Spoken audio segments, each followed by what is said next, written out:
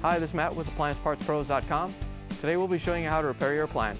Remember, anytime you work on an appliance, make sure it's unplugged or the circuit breakers are off so there's no chance of electrocution.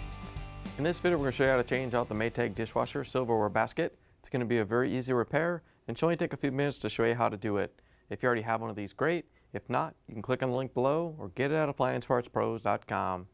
When you open up the package, you're going to get the new Silverware Basket. The Silverware Basket is where you put the utensils in the dishwasher. The main reason you'll be changing it out is if it's lost or damaged. In order to get to the part, we have to open up the dishwasher door. Now that we have the door open, we can pull out the lower rack. There's two silverware baskets on the rack. They're both changed out the same way.